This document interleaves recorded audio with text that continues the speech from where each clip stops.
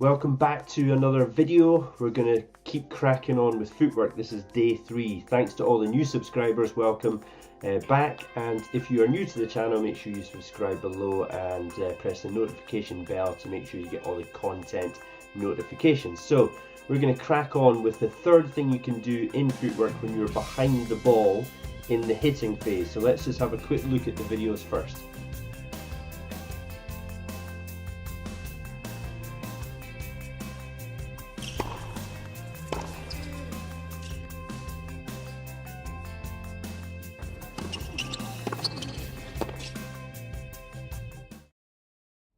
So welcome back to day 3. My name is Kris Soutar and you are going to hear about the hop step within the hitting phase. Now, excuse my surroundings. I am on my travels again for my work. I'm down in England. If you don't know me, I'm from the northeast of Scotland. So excuse my surroundings. I'm not recording this in my bedroom. So if you're new to these videos, make sure that you subscribe.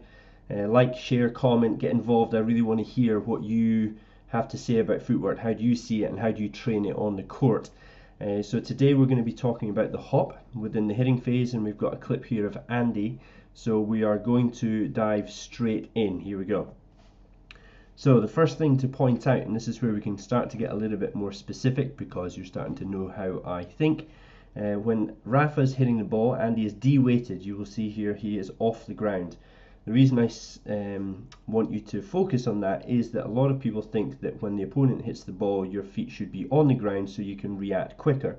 But the reality is, unless there's been technical or tactical anticipation, which I may get to on day 9 of this Unpacking Footwork, but at some point in the near future I definitely will, unless there's technical or tactical anticipation, Andy cannot move when the opponent hits the ball. So you will see the reality, and I know these guys are hitting the ball very fast, but the ball is traveling over the net and Andy has still not really taken any step to the ball. He's just shifted his weight across.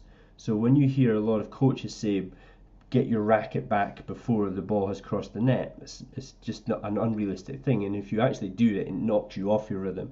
Your goal as a player is to get behind the ball early, but not too early so that you stop and you lose all your elasticity and fluidity in the stroke.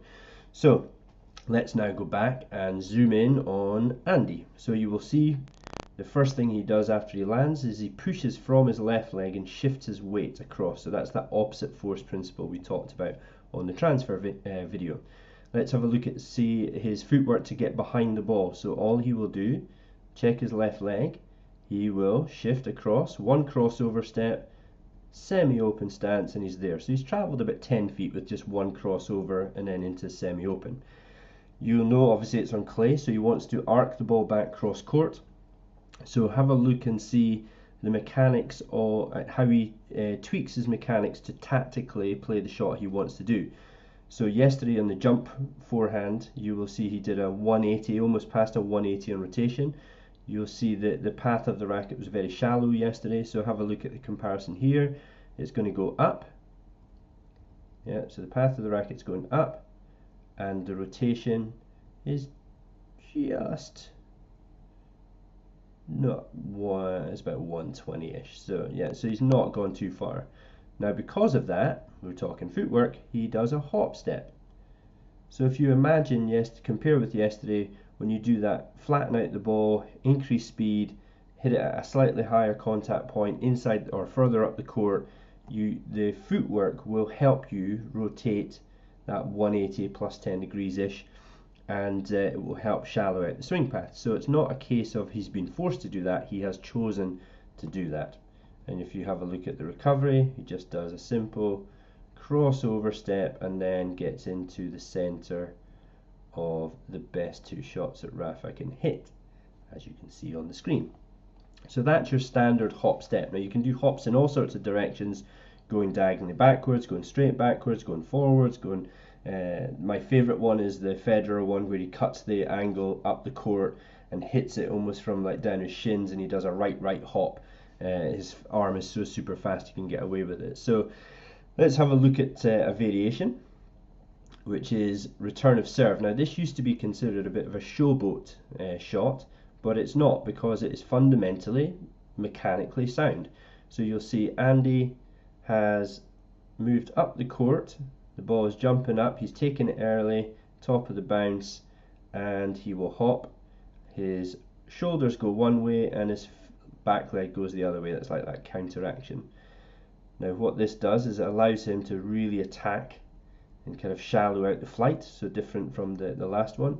Take time away from Simon. You see Simon is already in an open stance, struggling on that ball. This next one is a much more extreme one, so I'll preempt it. Andy's about to play a topspin lob. So think about this, playing a topspin lob on the run when your opponent is coming in. So again, the only argument here would be, say, has he got time behind the ball? But he does get behind the ball. You'll see that the path of the racket is going to go very steep up compared to that last backhand, and because of that he has to do a left hop. But watch how far he covers with his left foot. That's about 3 feet maximum behind the baseline. Look where he ends up. That is a phenomenal distance to do on the run, hop, doing all the mechanics with the arms and the shoulder turn to get that ball to go up and over Simon's head. So there are tons of examples of hopping on the tour that you can pick up, but the most important thing is that there's a reason you do it. It's not you're forced to do it. You're not hitting off the back foot as a lot of people think. You're actually choosing those mechanics to make the arc of the ball go back in a slightly different shape. And you can do them from all over the court, and as the weeks go on I'll start to unpack all these different ones and throw them up on the channel for you. So that's 3 out of 4 things that you can do when you're behind the ball or beside the ball. Tomorrow we do something called a pivot step, which again is pretty much a descriptive a description of it, and we'll show tactically why you do it, what makes the ball do in terms of incoming versus outgoing speed. So as I said at the start, the links for other videos are popping up on the screen now. Have a look at them, share these videos on all your social media platforms, get chatting on YouTube about how you see and train footwork so that we can all learn together. Say where you're from, which country you're from, tell me the words you use to describe these same kind of movements and so on. So until tomorrow, see you later, bye bye.